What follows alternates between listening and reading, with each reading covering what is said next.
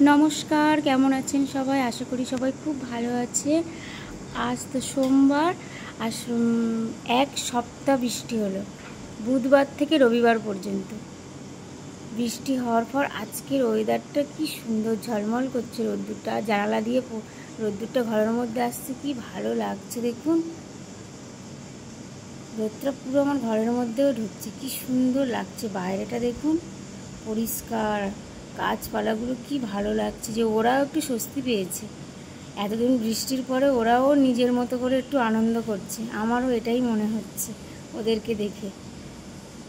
গাছপালাগুলো যে কি সুন্দর লাগছে। আর কতগুলো জামা কাপড়ও জড়ো হয়েছে দেখুন, এগুলো সব বাইরে মেলে দেবো। সব এক জায়গা করে রেখেছিলাম। এতদিন যে বৃষ্টি হলে কোথায় মেলবো বলুন? হালকা হালকা করে একটু বাইরে দিয়েছিলাম, আর সব রেখেছি, আজকেই সবগুলোকে মেলবো। আর দেখুন বাইরে কি সুন্দর লাগছে, কি ভালো লাগছে আকাশটা, গাছপালা। আমার তো ভীষণ ভালো লাগছে আজকে ওয়েদারটা। আবার জানি না দুপুর থেকে কি হবে। আর আমি একটা গাছ কিনেছি, জানেন তো, আপনাদেরকে তো বলা হয়নি। এই গাছটা তো আমি নামও জানি না। দেখুন তো আপনারা বলবেন যে গাছটা কী গাছ। এই গাছটা তো সবুজ, আর উপর দিকগুলো এরকমই পাতা পাতা মতো। এটাই বলছে যে ফুল। এটা আমার খুব পছন্দের গাছ ছিল, আমি অনেকের বাড়িতে দেখেছি, কিন্তু নাম জানি না, তাদেরকেও জিজ্ঞাসা করিনি। এই গাছটা পেয়েছি, হাতের সামনে নিয়ে চলে এসেছি। আর আমার জবা গাছটা দেখুন কি সুন্দর ফুল ফুটেছে। একটাই ফুল দিয়েছে আজকে, অন্যদিন 2-3টে করে দেয়, আজকে একটাই দিয়েছে। ও যেন খুব খুশি আজকে রোদ্দুরটা পেয়ে। আর আমার লঙ্কা গাছটা, বাপরে বাপ, লঙ্কা গাছের গল্পটা করছে। আমার সাদা ফুল গাছটা দেখুন, নিচ থেকে পুরো ওপর পর্যন্ত এত সুন্দর ফুল হয়েছে।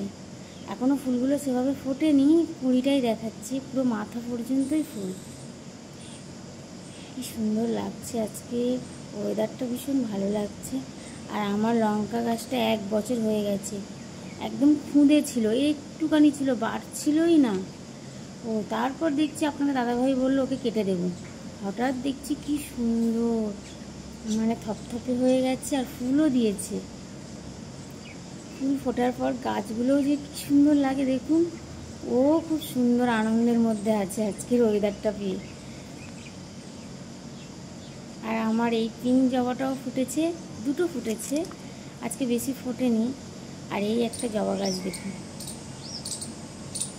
ব্লু কালারের জবা, কি সুন্দর লাগছে। এগুলো অনেকগুলো করেই প্রায় ফুটে, আবার গরু ঢুকে খেয়েও নিয়েছে। গ্রিলের ফাঁক দিয়ে গরু মুখ বাড়িয়ে খেয়ে নেয়। দেখুন কি সুন্দর। আজ তাহলে আসি, দেখা হবে পরের কোনো একটা ব্লগে। সবাই সুস্থ থাকবেন, ভালো থাকবেন, আর বড়দের প্রণাম, ছোটদের অনেক অনেক ভালোবাসা।